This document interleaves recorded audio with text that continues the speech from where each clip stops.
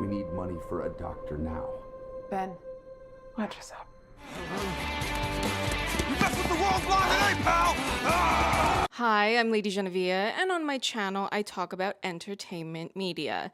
Today I am doing yet another source material video. This is something I've been doing on my channel for over a year now, where I read a book that is going to have a film adaptation, and this is actually going to be the last book that I will be covering for 2025 film adaptations. There are, however, some books that I've started to look at for 2026 film adaptations, but this is the closing chapter for this year. The Running Man is a 1982 novel written by Stephen King under the pseudonym Richard Bachman. There's a 1987 film adaptation starring Arnold Schwarzenegger, which I haven't seen yet, but time permitting, I will try to watch that before the new 2025 film adaptation is released into cinemas on November 7th. I need to record this video now, though, before the book is due back at the library.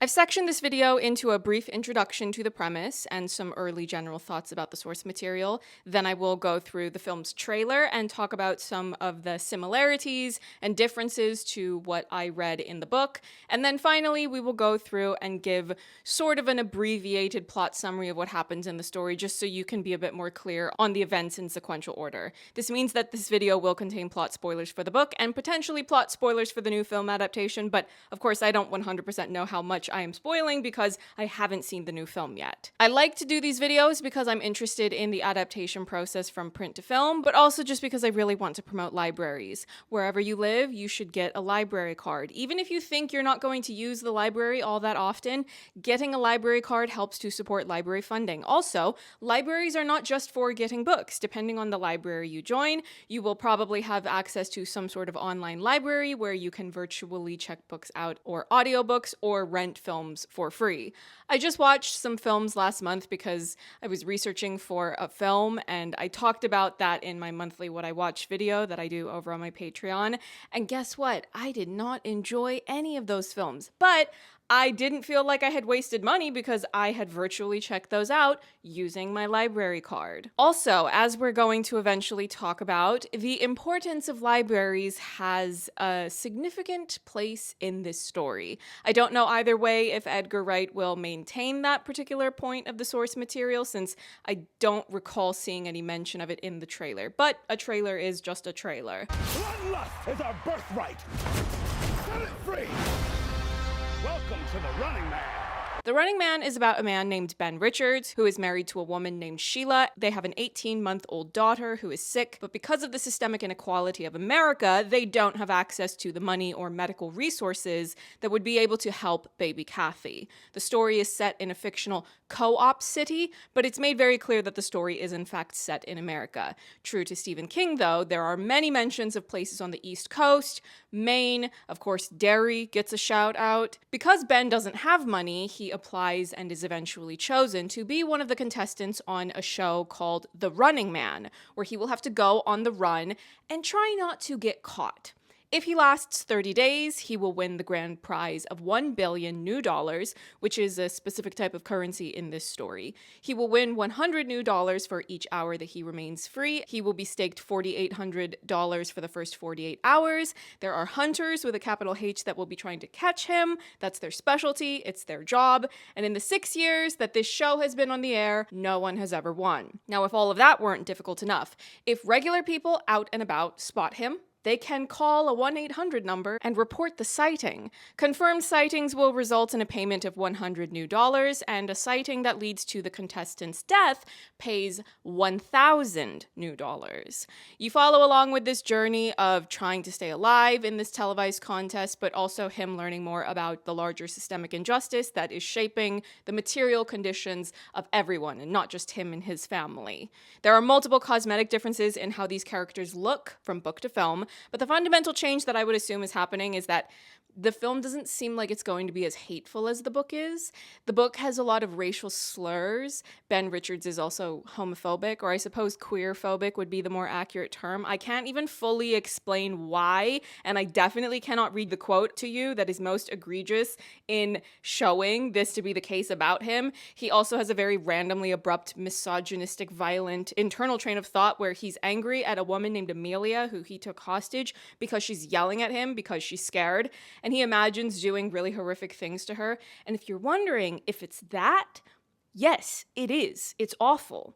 Even the more positive qualities of the book, the whole anti-establishment angle of exposing the way a select few hoard wealth and resources and manufacture misery, and the ways that certain characters fight back against that, I don't think any of that is really enough to overcome how ultimately I find the book to be distasteful. I don't regret reading the book because doing so was research, but I would imagine that a lot of that will be overhauled for the film adaptation.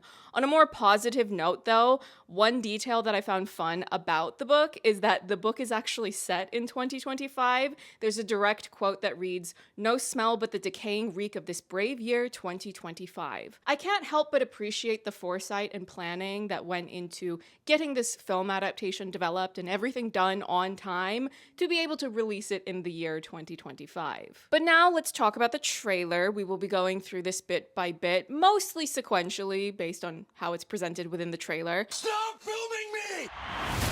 This opening stinger of him demanding to not be filmed, it looks like he's in an elevator. This might be when he is running away from hunters in the elevator when he's in the Boston YMCA. No one has mobile phones in the book, so the danger has been further escalated by updating that technology. A lot of the technology that is mentioned in the book feels very archaic by actual 2025 standards, but I suppose it makes sense when you remember that the book was written in the 1980s. We can already see from the film's trailer that the film is showing a sci-fi aesthetic that is overlaying the film's interpretation of the year 2025. This masked figure with the bazooka is Lee Pace's character, Evan McCone, whose physical appearance and overall demeanor is very different from how he is in the book. We will talk a bit more about that further on in the trailer when he is appearing once again, and it makes more sense to explain it then. This bit of Ben jumping off of this vehicle before it explodes, that is not in the book. In general, judging by the trailer and by the fact that this is directed by Edgar Wright,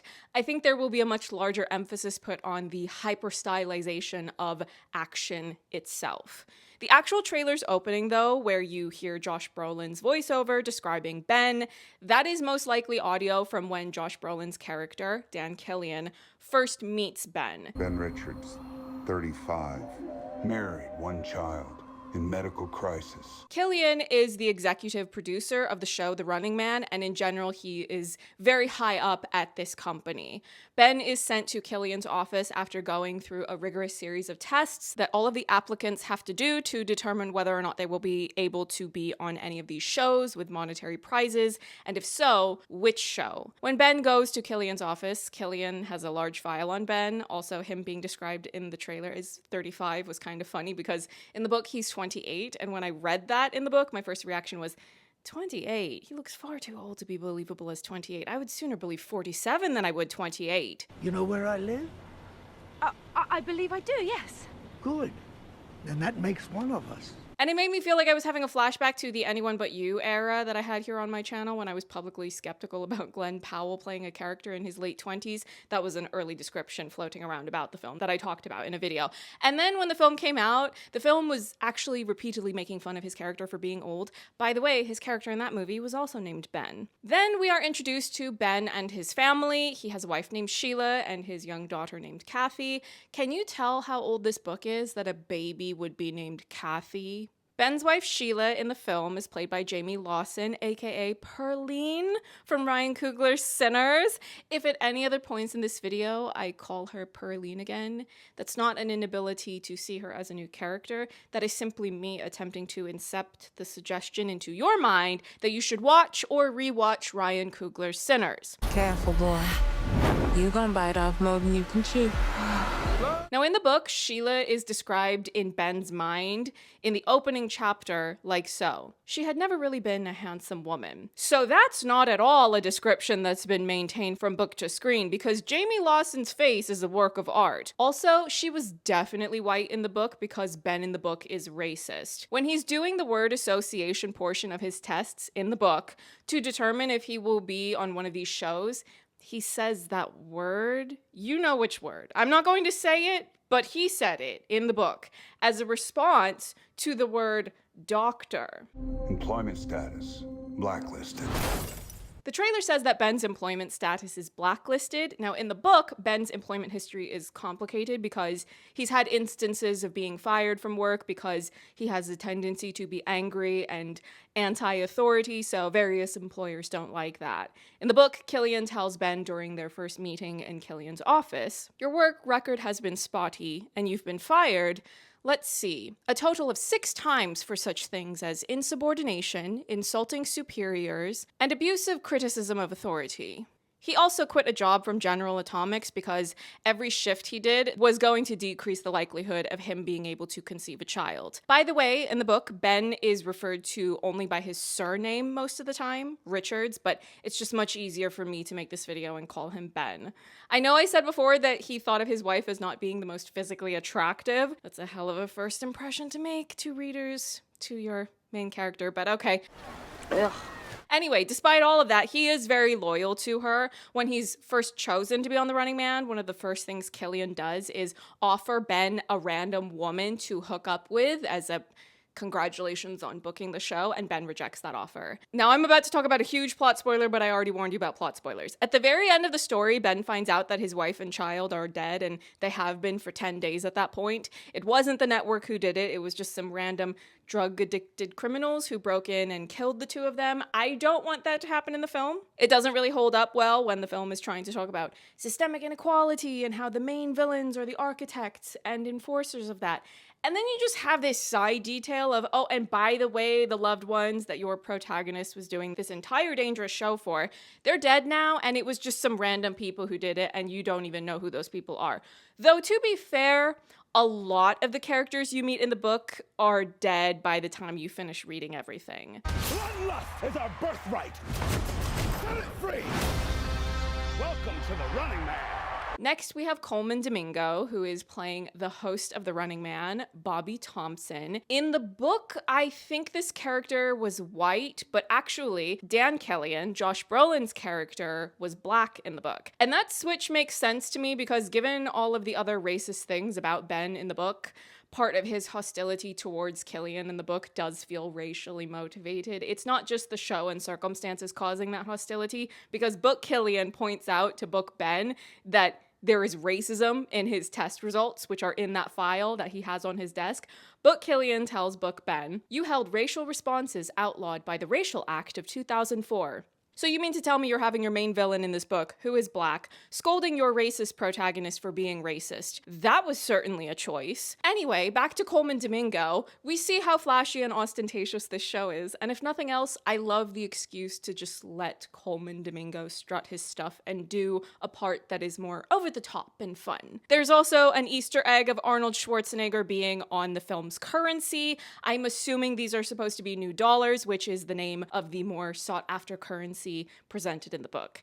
This shot of hunters using flamethrowers on this car, I am pretty sure this is when we see the death of Laughlin. Figuring this out took a bit more scrubbing through the trailer, so please follow along as I explain this journey. If you see this shot, there are 3 people in tubes. These are, to the best of my ability, 3 of the contestants on The Running Man. The book does have more than one contestant happening simultaneously on the show, mostly as a contingency plan because it's not really good for ratings if you just have one contestant and then they end up not making it very far before they're killed. In the book, there is one other contestant, and it's a man named Jayme Lawson. In the film, though, Laughlin is played by Katy O'Brian, which is a choice that I love because she was fabulous in Love Lies Bleeding. This curly-haired contestant, he seems like the type to die early and tug on the audience's heartstrings, not the audience of the show within the film's universe, because they're shown to be very enthusiastic about the bloodshed. It's very spectators of the gladiators fighting in the Colosseum sort of vibes,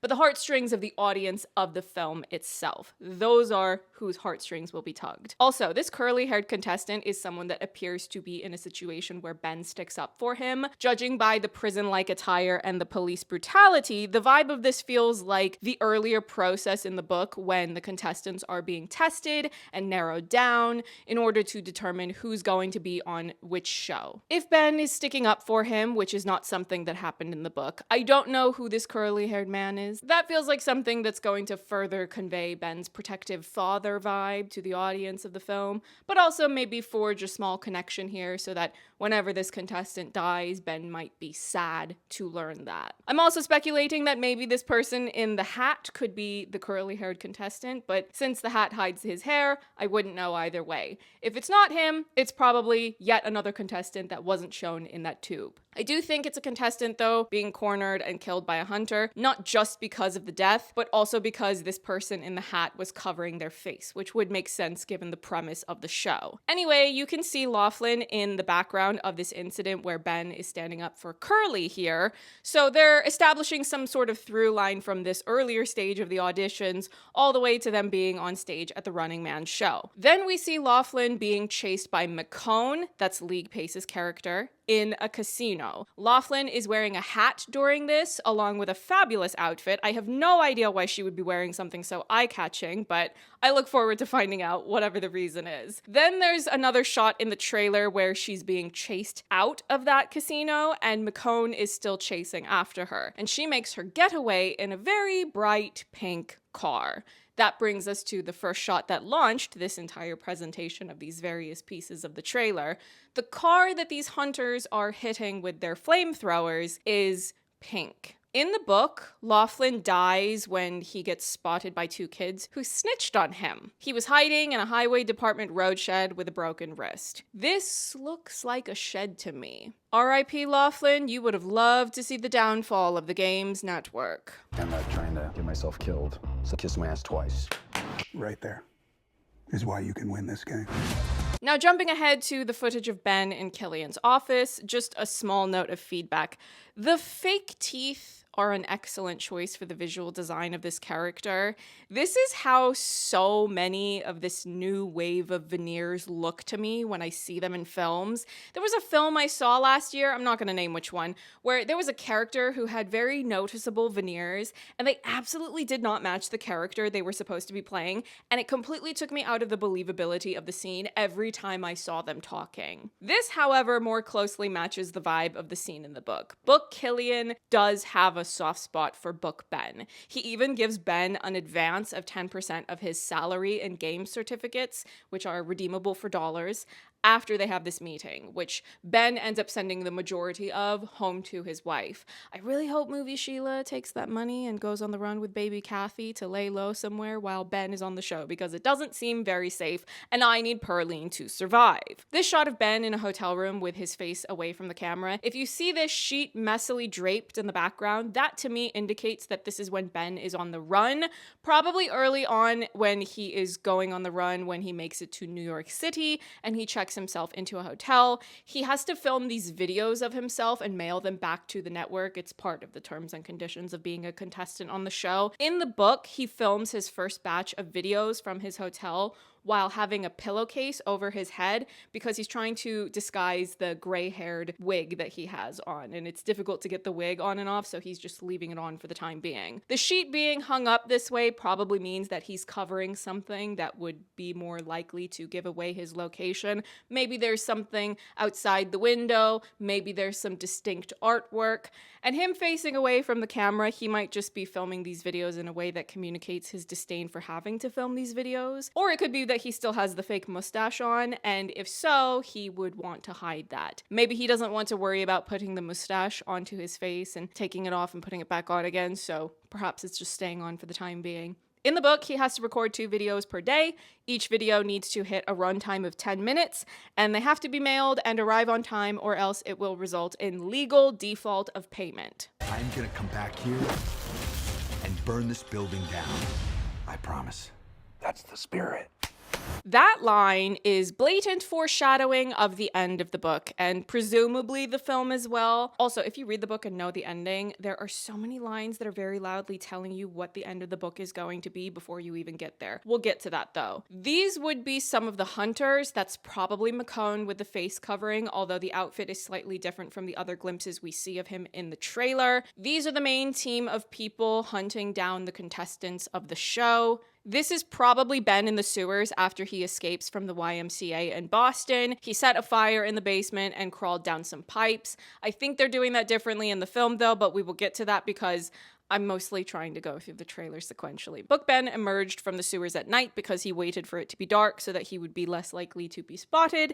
And when he emerged, he was spotted by a 7-year-old boy named Stacy, whom Ben pays to get his older brother Bradley to come help him. They are black and have some very weirdly written dialogue. Bradley is the one responsible for Ben having a more significant political awakening. He tells him about the air pollution. I will explain that in a bit more detail in the book summary section of this video. If I were to speculate based on the trailer, I think they might have done away with Bradley as a character and substituted him for whomever William H. Macy is supposed to be playing. The hunters reaching Ben in his bedroom, I think this is a nightmare. Book Ben often either has nightmares or he will get a bad feeling from his intuition that something is wrong and his imagination and internal train of thought is running wild. And of course, things like that will play out in more detail in the print media. This high-speed pursuit while Ben was hiding in the boot of a car, that is different from the book. Book Ben does hide in the boot of a car while Bradley is driving him out of Boston to Manchester in New Hampshire.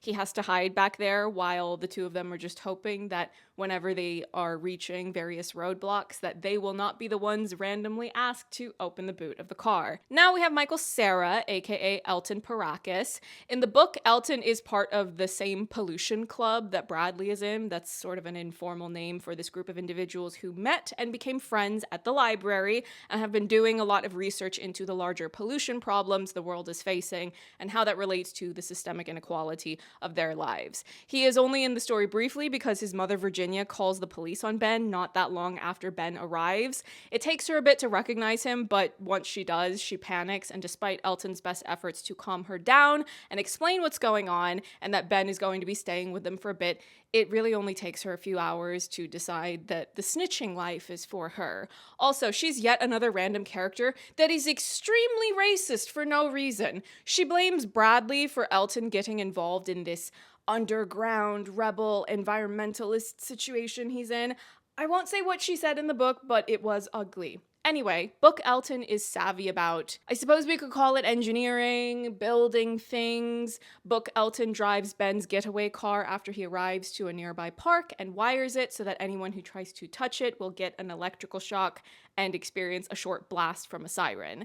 From the small glimpses we get of Elton in the trailer, he does have a lab and he has sort of that engineering brain of building things like a booby trap for when the cops show up. Maybe he's an icon. I don't know. We will decide once we watch the full film. I see some glimpses of Ben on the plane, but that's at the very end of the story, so let me jump ahead a bit to Ben scaling the building wearing only a towel. That did not happen in the book. Ben goes into this random apartment and grabs some clothes, and we get this long shot of him running away from hunters. He slides into an elevator, and then there's this back and forth with a grenade. I got a grenade! Back at you.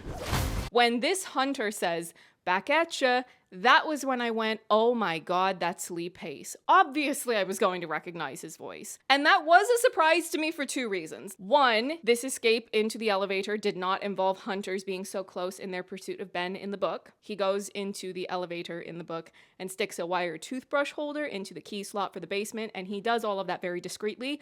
The second reason why this exchange surprised me is because Evan McCone does not show up in the book until the very end. Now, a recurring difference that comes up when I talk about a book or short story or novella that is print source material versus the film adaptation is the perspective. It's very common in fictional books that the story will only be presented from the point of view of the protagonist, or in the case of something like Regretting You, which was another somewhat recent source material video that I did here on my channel, the chapters in that book alternate between the perspective of the two main characters, which are a mother and her daughter. In a film, we can presume an expansion of that perspective. So we as the audience can see any number of things going on with other characters in the story, regardless of whether or not Ben is present. For Evan McCone to be as significant of a villainous figure as he's described when he's introduced at the very end of the book, he's someone with a recognizable name and reputation, so it makes sense that you would rework the story to keep him in play and show us more of him hunting Ben down in the film. Also, the Lee Pace characterization is very different because in the book, Evan McCone is described as the chief hunter and a direct descendant of J. Edgar Hoover and Heinrich Himmler. Furthermore, the description about his character reads, "He was a small man wearing rimless glasses with a faint suggestion of a pot belly beneath his well-tailored suit. It was rumored that McCone wore elevator shoes, but if so, they were unobtrusive. There was a small silver flag pin in his lapel." So Book McCone is more of a higher-up Fed. He comes across like a spook wearing the suit who issues orders but isn't necessarily the one going out into the field. Movie McCone is played by Lee Pace, who is many things but a small man he is not. And they seem to have gone for more of this black ops mercenary sort of type. I mean, either way, a Fed or a mercenary, it's very easy to make that a villain, but I appreciate the change specifically because it will give Lee Pace more to do than just show up at the very end. Also, him and Colman Domingo are by far the performers I'm most interested in seeing in the film, specifically in regards to the details of what choices they will be making as actors to build and perform these versions of their characters. Now, getting back to the grenade situation, it seems like maybe they're skipping the basement and just using the grenade to blast Ben down into the pipes, which will lead him to the sewer. Those are the types of changes I'm fine with when adapting from print to screen because books can more easily slow down and linger than films can. I'm still here, you shit-eaters. And we see Ben recording one of his required tapes in which he gloats about surviving. They probably won't be tapes though. I would assume they're going to update the tech on that to seem like something more futuristic for this film. Now we can talk a bit about the final bit of the trailer, which is from the end of the story. In the book, Ben takes a woman named Emilia hostage, who is listed as being a character in the film, but I don't think we saw her anywhere in this trailer. He uses Emilia to gain safe passage to reach an airport, where he takes her handbag and puts that in his coat pocket and pretends to have explosives in order to demand a plane with a skeleton crew. He also demands that McCone and Emilia join him on the flight after he has boarded the plane. Killian is able to speak to him because a broadcast is beamed directly into the plane while it's flying in the air, and Killian offers Ben the chance to take over McCone's job because Ben has bested him and humiliated him, and everyone knows it. After Killian tells Ben that his wife and daughter are dead and the network wasn't responsible, the emotions boil over and Ben eventually lashes out and kills everyone on the flight except for Emilia, whom he orders to put the one and only parachute on so that she is able to make her escape. Ben has been mortally wounded by this point, and he was also instructing the pilot of which direction to fly, which was towards the giant skyscraper, which is the headquarters of the Games Network. That's where he had to go through all of his testing to see if he would become a contestant on a show to earn money, and that's where the show films the part of the episodes which are with the host and the live studio audience. It's also where Killian's office is. If you look at the trailer footage, you will see Ben fighting various members of the crew. Those men are revealed to be employees of Games Network. They're not just some random people who worked for the airport. And after everyone is dead on the plane, except for a mortally wounded Ben, Ben flies the plane and crashes it into the Games Network headquarters skyscraper, and Killian sees Ben's face right before the plane hits the building. Judging by this sneak peek, where Ben looks really emotionally overcome, this feels like the immediate aftermath of him finding out his family is dead. I will still hold out highly improbable hope that they will somehow let my girl Pearline survive, but I also would not be surprised whatsoever if they do stick with that plot reveal as it played out in the book. Oh my god! Now, I want to do a quick plot summary to contextualize the order of events of various things I've just shared, and maybe elaborate on a couple of details. The book is presented in chapters that are titled beginning with -100 and counting, and then each chapter counts down until the final one reads 000. 100 chapters might seem like a lot, but these chapters tend to be short, some as short as 1 to 2 pages. The page count is a bit under 350, so I've finished it in one day. You meet Ben, his wife Sheila, baby Kathy, who is sick, and they live in an impoverished part of Co-op City. They need money to access medicine and a better quality of healthcare for baby Kathy, and Ben's employment issues and anti-authority attitude have severely impacted his ability to find work, especially anything that would afford him what he needs to tend to baby Kathy's medical ailments. You don't learn the overview of his employment issues until further into the book, though. Similarly, it's much further on that you learn about Ben's family history from his own thoughts, which are that Ben's father ran off when he was 5, and his mother died when Ben was 10, and Ben's younger brother was 7 at the time. She died of syphilis because she had to turn tricks to try to make money to provide for her family. That's also something that Ben's wife does at points, and Ben really doesn't like it because he finds it humiliating. It comes across like he feels, I don't know, less of a man because of that.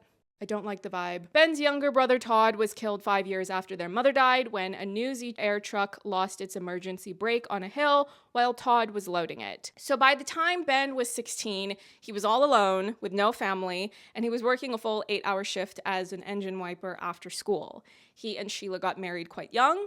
As I said before, Ben quit his job at General Atomics because the work was decreasing the likelihood of him ever being able to conceive a child. Sheila got pregnant after 9 years of her and Ben trying to have a baby. Ben's birthday is the 8th of August, 1997.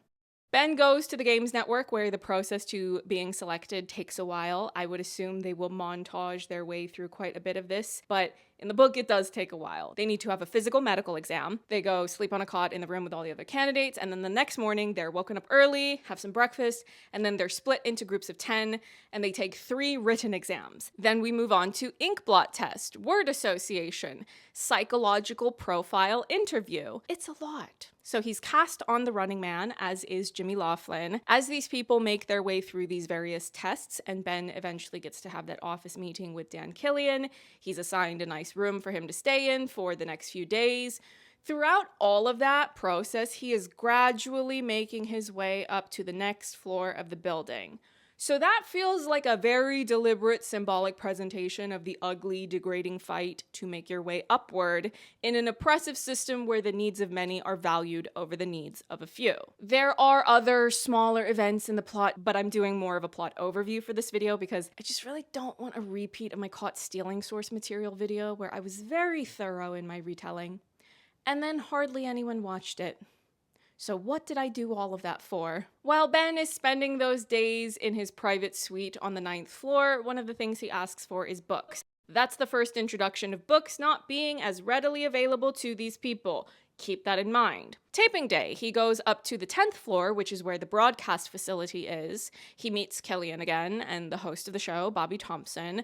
When he's being briefed and coached about how to do the interview for the show, the phrase good theater is brought up multiple times. There's a very clear message being conveyed of how it's important to perform in such a way that makes for good television. Ben is given his tape machine and the tapes he will need to record on and mail back for the show to use however they see fit. The tapes are also important because they're another variable that Ben has to keep in mind while he is also just trying to hide and survive. He still needs to get his tapes mailed no matter where he's hiding, and he's very certain that the tapes are giving away his location, even though he is told beforehand that the tapes won't give away his location, and that the hunters operate independently of the broadcasting section. Sure, okay. The taping happens, Ben is aggressive, largely because the audience is already being aggressive to him. He leaves the stage, flipping the bird with both hands. That's something that also seems to be a characteristic of Ben that they are putting into the film. Killian loves the interview, and he compliments Ben immediately afterwards, and he gives Ben the advice to stay low, as in stay among lower class people because the middle class hates Ben, because to them, Ben symbolizes all of the fears of this dark and broken time. Ben will get a bonus if he kills or causes the deaths of any law enforcement people, hunters, because that can be spun for good television, but he is discouraged from killing any civilians. The book repeatedly paints a clear divide between the lower working class and the middle class. It's very proletariat versus petite bourgeoisie. Ben asks Killian, who could I kill if I go to the top? I'm gonna come back here and burn this building down. I promise. That's the spirit. One of many instances of blatant foreshadowing for the book's ending.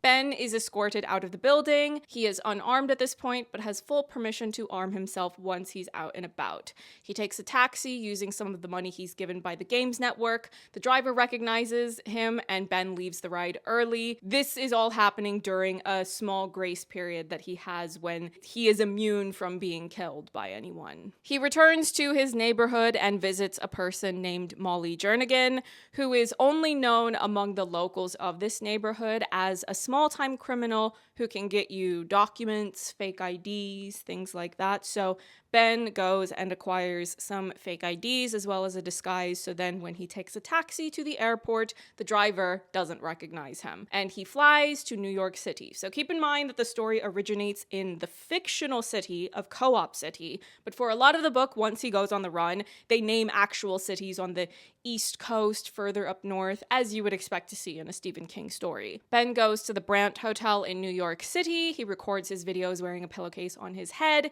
to hide the gray hair of his disguise. Next, he runs to Boston, but he pays ahead for a couple of days at his New York City hotel in the hopes of throwing the hunters off of his tracks. He takes a bus to Boston and stays at the YMCA there, and that's when he has that run-in, which you can see an altered version of in the film's trailer. He thinks the hunters are near, so he looks out his window, and he can tell they're around by the way that they move. So he slams the wire toothbrush holder into the key slot of the elevator to go down into the basement. There are loads of old newspapers down there, so he sets them on fire with some matches that he had on him and begins to slowly crawl down some pipes.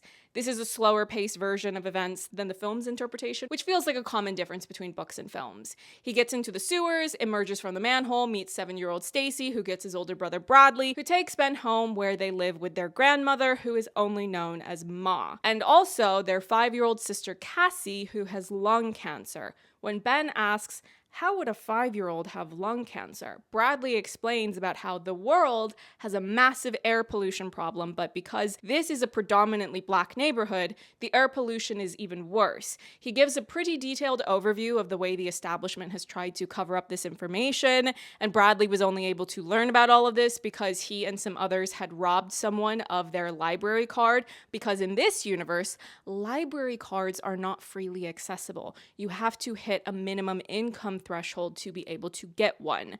So this group began to read books about pollution, impurity counts, smog levels, and nose filters, and for Bradley that was motivated by Cassie getting sick. Nose filters are extremely expensive to buy. The cheapest ones on the market are $6,000, but Bradley was able to build one for Cassie using materials they got out of a hearing aid that he had purchased in a hawk shop for $7. And if that weren't enough, Freevee, which is the TV channel The Running Man is broadcast on, among lots of other horrible programming, of course, Freevee was specifically made to limit how much time people would spend on the streets so that they don't breathe themselves to death. Because if people die from the air pollution, well, where would all the underpaid labor come from? Food for thought. Has the planet gone mad? And Ben believes all of this more or less immediately because Bradley asks Ben if there are lots of people in Ben's neighborhood with asthma or emphysema, and Ben says yes, there are. After this, Ben tries to start using the tapes he's required to record to tell the public about the air pollution problems. He tries to give them a list of books to read about air pollution and water pollution. It's a reading list that Bradley had given him. But when it's broadcast on the show, they either mess with the audio so that they pretend, oh, well, there's a technical problem, so you can't hear what Ben's saying, or they will dub over what Ben's saying with fake violent sentiments designed to make the middle class hate him even more, or they just mix the audio so that when it's broadcast, you can't even really hear what Ben is saying because all you're hearing is the violent yelling of the live studio audience. Bradley drives Ben to Manchester, New Hampshire with Ben hidden in the boot of the car. They make it there without any cops at roadblocks opening the boot and finding him.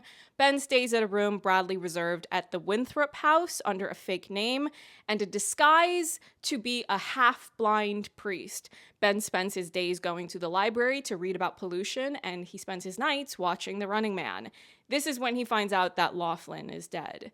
There's a house-to-house search happening in Boston. Bradley had set up a system for Ben to send his tapes to Boston, where they would be able to mail them from there so that his location could hopefully stay hidden for longer. Ben goes to Portland, Maine to stay with Elton Parakis, who lives with his mother, Virginia. Remember that Elton is part of the Pollution Club with Bradley, so that's how they know each other, and that's how Elton knows to let Ben come stay with him. But shortly after he arrives, Virginia calls the cops on Ben, so Ben has to immediately take off, and Elton is with him. They're shot at, and Elton is mortally wounded, but he's able to drop Ben off and keep driving so that the cops will be chasing him instead. Ben briefly encounters a child whom he lies to, claiming to be a government agent, and gets that child to drop off Ben's tapes into a mailbox. Ben then carjacks a middle-class woman named Emilia Williams. She doesn't seem to be in this first trailer, although she is listed in the characters for the film. Emilia initially believes all of the negative propaganda against Ben, but her worldview is shaken when she tells some cops that Ben's in the car. She does that under Ben's instructions to do so. But she thinks that the cops will be considerate of her safety. They are not. They shoot at the car. She is shocked at the notion that cops are not the good guys. Obviously, we completely encourage people to go out and punch their local cops. Oh, beat the cops asunder. By this point, Ben has a fairly significant injury of, I think it was a broken ankle or some sort of leg injury, but he does have a gun, which helps him during this encounter with the cops, during which they're shooting at him and he shoots back. Ben calls the news to tell them where he is so that it will make it more difficult for the cops to execute him, because the public will not appreciate seeing a middle-class woman hostage being executed alongside him. There's a riot that breaks out when a crowd has gathered at a roadblock where Emilia needs to drive through with Ben, and the cops want the crowd to disperse and the news to go away, and they don't want to go away. Emilia and Ben make it to his next destination, which is an airport in Derry, Maine.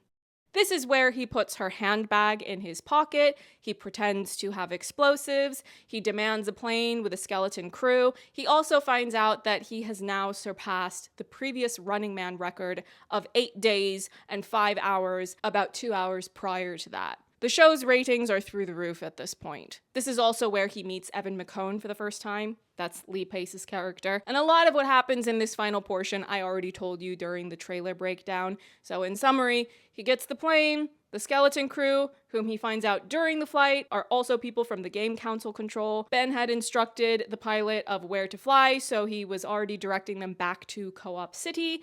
He is offered McCone's job, he's told his family's dead, he fights and kills all of the people on board except for Emilia, whom he sends off the plane in the one and only parachute. By this point, Ben is so badly mortally wounded from the back and forth gunfire that his intestines are dragging out of his body. There's a point where he's crawling back to the cockpit and part of his intestines gets stuck under the chin of the dead pilot, so he has to crawl back and unhook them so he can continue crawling forward. He starts messing with various buttons that he had been asking questions about earlier when everyone was still alive and the plane was flying normally on autopilot, and he is able to crash the plane into the Games Network headquarters skyscraper where he was at the beginning of the story, and he makes direct, unhinged eye contact with Killian directly before making contact.